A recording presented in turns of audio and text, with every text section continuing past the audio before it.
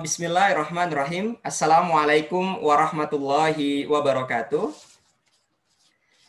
Alhamdulillahirabbil alamin. Al-akhir ma ba'd. Pertama-tama marilah kita panjatkan puji serta syukur kita kepada Allah Subhanahu wa taala, Tuhan semesta alam yang telah memberikan kita nikmat beribu-ribu nikmat sehingga kita dapat berkumpul bersilaturahmi pada kesempatan malam hari ini yang insya Allah bagian dari ikhtiar kita untuk mendapatkan ilmu ataupun juga menambah jejaring dengan satu sama lain. Salawat beserta salam tak lupa kita sanjungkan kepada junjungan kita Nabi besar Muhammad Sallallahu Alaihi Wasallam. Semoga salawat senantiasa tercurahkan kepada baginda Rasulullah, keluarganya, sahabatnya, juga para pengikutnya hingga akhir zaman.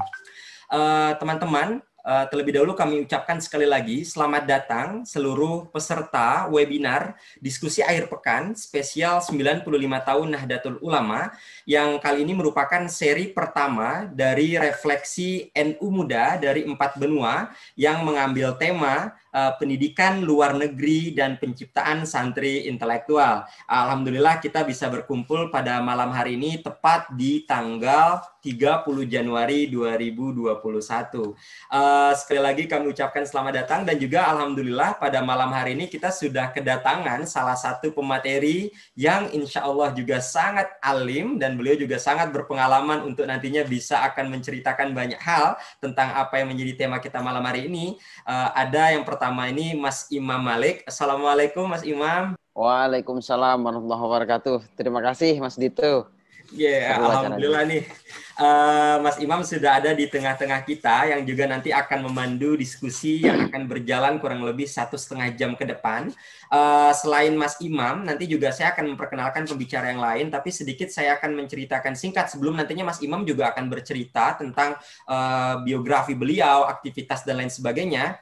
Secara singkat ingin juga saya perkenalkan bahwasanya Mas Imam ini merupakan penerima beasiswa 5.000 doktor dari Kemenak Republik Indonesia, Kementerian Agama Republik Indonesia di kampus Western Sydney, Australia. Wah, kalau ditanya apa memang aktivitas beliau pastinya adalah kader NU yang juga sangat luar biasa. Bisa kita lihat di belakang gambar beliau tuh sudah ada terpampang logo NU ya, walaupun didampingi sama karpet yang lain gitu ya.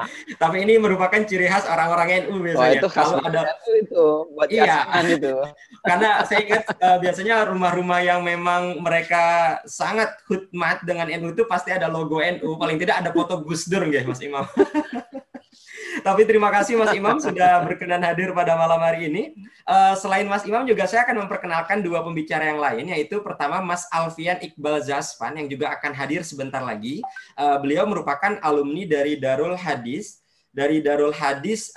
Universitas Al-Qarawiyyin Maroko. Beliau juga merupakan penerima grant desertasi dari beasiswa LPDP. Nanti beliau juga akan bercerita panjang seputar catatan-catatan intelektual beliau selama belajar di dalam dan di luar negeri. Nanti juga ada Mbak Nurul Haumah. Mbak Nurul Haumah ini merupakan Ketua Umum IPPNU yang juga menempuh studinya di Leicester, United Kingdom. Jadi beliau juga nanti akan hadir di tengah-tengah kita untuk bisa memberikan refleksi dan catatan singkat beliau tentang bagaimana sih NU dan juga masa depan NU ke depannya melihat dari dari sudut pandang para kaum NU muda ini. Terlebih dahulu saya juga ingin mengingatkan, ini juga hal yang juga perlu kita syukuri di tengah banyaknya ikhtiar untuk mengadakan acara-acara serupa. Program ini yang juga merupakan bagian dari pelaksanaan peringatan khidmah kami ya kepada harlah lahirnya NU yang ke 95 ini juga merupakan bagian dari kerjasama. Yang pertama dari Podcast Trend yang juga digawangi langsung oleh Mas Irfan El Sarhindi sudah ada di tengah-tengah kita. Juga ada Diaspora Santri yang memang banyak digawangi langsung oleh Mas Munawir Aziz. Juga pesantren.id yang juga terakhir adalah PCNU United Kingdom dan Santri Mengglobal. Jadi nanti teman-teman untuk bisa meramaikan acara-acara ini, teman-teman kami ajak juga untuk bisa membuat story singkat gampangnya sambil men-tag beberapa akun sosial media tersebut seperti Podcast Trend, Santri Mengglobal, Diaspora Santri, Pesantren.id, dan PCNU UK. Baik, teman-teman, tanpa berpanjang kata, karena juga kita tidak akan lama-lama dalam sesi pada malam hari ini, terlebih dahulu kami mengajak teman-teman untuk memulai acara ini dengan membaca suratul Fatihah. Kita niatkan Fatihah ini pastinya untuk organisasi besar Nahdlatul Ulama dan juga pastinya untuk bangsa kita, bangsa Indonesia. Semoga NU di usianya yang ke-95 tahun ini bisa terus menjadi organisasi pengayom dan juga menjadi wadah pengembangan intelektualitas, jamiah dan jamaahnya. Yang terpenting adalah NU senantiasa menjadi wadah terbaik bagi masyarakat Indonesia untuk menjunjung tinggi nilai-nilai moderasi dan juga perdamaian. Dan pastinya juga kita doakan kiai-kiai kita yang sudah berpulang terlebih dahulu, semoga diterima amal ibadahnya. Dan yang terakhir pastinya kita berdoa para pembicara dan semua yang hadir pada kesempatan hari ini selalu diberikan kesehatan oleh Yang Maha Kuasa. Dengan bacakan suratul Fatihah, ala hadin niyah wa ala kulli niyatin sholihah. Al-Fatihah.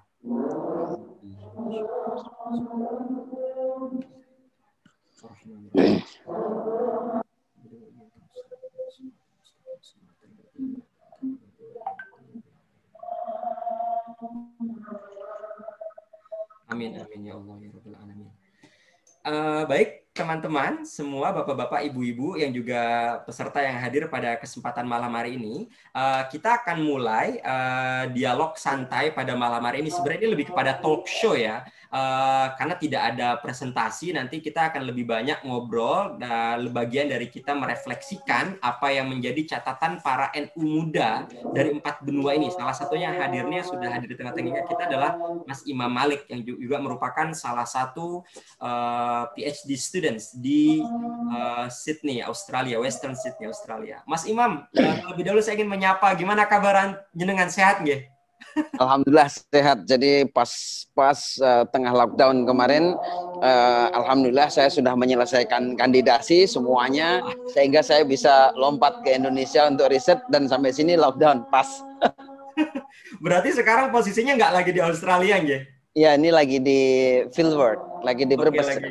Penelitian. Nah, Mas Imam ini juga nanti akan bercerita. Tapi Mas Imam bisa kasih penjelasan singkat dong. Sebenarnya Mas Imam ini selain sebagai peneliti dari Western Sydney itu aktivitasnya sehari-hari ngapain? Dan juga aktivitas di Nahdlatul Ulama sampai hari ini apa aja nih? Ya. Jadi begini, saya kan lulus S2 itu tahun 2005 sebenarnya, long time ago. Wah. Dan sejak tahun 2005 itu saya apply beasiswa, nggak dapat gitu kan. Dapatnya baru 2018. Tetapi di tengah saya sambil apply itu saya ngerjakan macam-macam. Nah, jadi kalau ditanya saya ngapain sekarang, sebenarnya saya ini pekerjaan saya itu nggak santri-santri amat ya. Jadi di samping rumah persis ini ada masjid, ada madrasah, ada pengajian kitab segala macam, tapi bukan saya sama sekali. Ngaji Quran, ada ibu mertua ngaji kitab, itu kakak ipar, di madrasah itu om, gitu-gitu ya. Saya enggak sama sekali. Saya pekerjaan saya kadang-kadang konsultan komunikasi gitu, strategic communication. Lalu saya running perusahaan baru berdiri. Nah, kalau di NU saya pernah menjadi pengurus NU di Bali karena keluarga kami dulu tinggal di Bali. Saya pernah jadi pengurus RMI. Tapi kalau yang sehari-hari bersentuhan dengan orang NU, biasanya saya menemani teman-teman saya yang punya madrasah, yang punya pesantren gitu. Nah, saya keliling-keliling gitulah. Itu pekerjaan ber-NU-nya. Oke. Berarti memang pengalaman Mas Imam ini juga sudah sangat luar biasa ya untuk khidmah ke NU ini sudah sejak lama pasti. Luar biasa enggak lama ya. Apa yang membuat Mas Imam ini bahagia dan nyaman berkhidmah di NU ini, Mas? Sebelum nanti kita akan ngobrol banyak seputar tema-tema inter kita. Iya, karena referensi saya tentang nyaman itu NU. Oke. Ya kan orang itu kan ada referensinya ya. Mungkin kalau anaknya konglomerat itu referensi tentang nyaman itu kalau celengan sahamnya banyak gitu ya. Tapi karena orang tua saya dulu saya di kampung saya di Banyuwangi, Yeah. Saya sekolah di MI Ma'arif, yang waktu itu hanya ada kalau nggak salah 3 ruang kelas itu untuk 6 kelas. Jadi satu ruangan dibagi 2, yang gurunya cuma 2, kadang-kadang 6, kadang-kadang banyak, kadang sedikit. Kata bapak saya, yang sekolah kalau anaknya orang NU harus sekolah di sini. Kalau nggak sekolah di sini, siapa yang mau sekolah di sini? Karena ya waktu dulu gitu ya. Nah, jadi lalu saya mondok segala macam, teman segala macam, banyak orang NU ya nyaman di NU.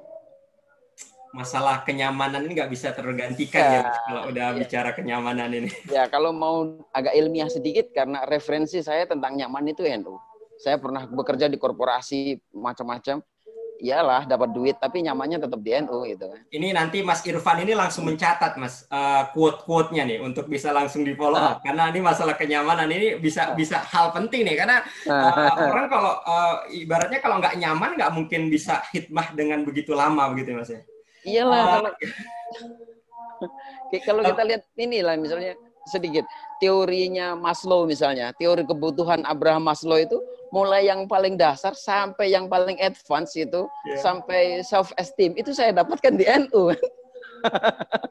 Oke, ini kalau masalah bicara kenyamanan, saya teringat dengan tulisan terbaru dari Mas Munawir Aziz tadi pagi yang dirilis dari Alif ID ya. Nanti teman-teman mungkin bisa baca juga. Ada catatan menarik dari Mas Munawir Aziz tentang bagaimana merefleksikan diaspora Santi berkaitan dengan hari lahir Nahdlatul Ulama yang ke-95 ini. Tapi kita akan juga mulai masuk mendiskusikan dengan tema yang akan kita diskusikan malam hari ini, teman-teman.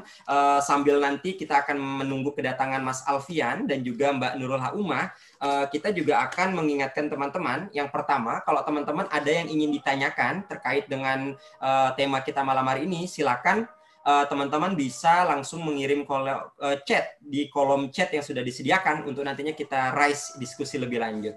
Terus yang kedua, teman-teman kalau ada yang ingin membuat keseruan seputar acara ini bisa membuat story dan di Instagram untuk nantinya bisa kita follow up bersama teman-teman fasilitator gitu ya. Ini juga Mas Imam sudah mencatat nih, kalau ada informasi lebih lanjut yang nantinya belum bisa terjawab, misalkan bisa kontak Mas Imam melalui email maliklentera@yahoo.com. Tapi kan sekarang nih zamannya juga zaman milenial nih Mas. Nanti mungkin mereka akan minta Instagramnya, Facebooknya, itu jangan lupa Mas, itu yang wajib gitu ya. Oke. Mas Imam, kita akan mulai diskusi santai kita malam hari Mas Imam. Ini berkaitan dengan apa yang menjadi refleksi NU muda dari 4 benua. Kita yakin Mas Imam adalah sosok yang juga bisa menjadi salah satu contoh untuk bisa memberikan catatan refleksi dari kaum NU muda yang sekarang sedang menempuh studinya di luar negeri. Pertanyaan pertama yang mungkin bisa saya ingin tanyakan ke Mas Imam, kira-kira menurut Mas Imam nih apa alasan dan pandangan kenapa santri ataupun juga anak-anak NU muda ini juga harus belajar di luar negeri? Apa alasan paling mendasar dan penting nih, menarik nih Mas Imam? Silakan Mas Imam. Saya di sebuah pesantren dulu ya, saya dulu mondok di Asem Bagus. Sebelumnya di Rototul Tolabeh di Banyuwangi, lalu di Asem Bagus. Waktu saya belajar bahasa Inggris, teman-teman membuli. Mau kemana sih? Dek lagi ya katanya. Kemana sih belajar bahasa Inggris? Saya bilang sama mereka, kalau kamu nggak bisa bahasa Inggris, dakwahmu itu hanya di kampung. Kalau kamu cuma bisa Madura, kamu hanya dakwah sama orang Madura. Kalau kamu bisa bahasa Inggris ya kamu bisa kemana-mana. Nah itu sebenarnya apa ya, alasan spontan aja. Tapi kalau ditanya kenapa kita mesti belajar di luar negeri? Tidak harus belajar di luar negeri itu. Tetapi kebutuhan ketika kita butuh belajar di luar negeri, adanya ilmu itu di luar negeri, pengalamannya adanya di sana, ya kita mesti ke sana. Gitu. Jadi misalnya saya ke Australia. Karena memang kemungkinannya saya belajar di Australia. Dan kebutuhan saya belajar di Australia. Gitu. Jadi kan sebagian teman NU mengatakan misalnya kamu kok ke barat-baratan gitu. Come on, hari ini itu kan dunia itu sudah mengglobal. Dunia itu sudah mengglobal. Batas-batas wilayah, batas-batas primordial itu sudah semakin tipis gitu. Kalau kita terus-terusan terkungkung di sini, sementara orang yang di luar sana exposure kemana-mana sampai ke Indonesia. Yang paling sederhana kan waralaba Amerika sudah buka di Indonesia gitu. Saya kasih contoh sederhana. Saya bertemu dengan salah seorang pegawai di perusahaan konsultan pajak di Sydney yang ternyata perusahaan konsultan pajak berkantor di Sydney itu adalah milik orang Indonesia, sebagian besar sahamnya, dan melayani untuk perpajakan Indonesia. Tapi kantornya kenapa di Sydney? Nah, ternyata ya ada macam-macam ya, ada talentnya di sana, apanya di sana. Artinya yang ingin saya sampaikan adalah dunia ini sudah semakin datar, batas-batas wilayah sudah semakin tipis. Kalau kita nggak juga exposure kemana-mana, orang justru exposure ke Indonesia. Dulu orang luar negeri ke Indonesia itu namanya menjajah. Sekarang tidak, men, namanya. Sekarang ketika dunia sudah mengglobal, namanya bukan menjajah. Kita nggak bisa mengusir mereka sebagai penjajah. Nggak bisa.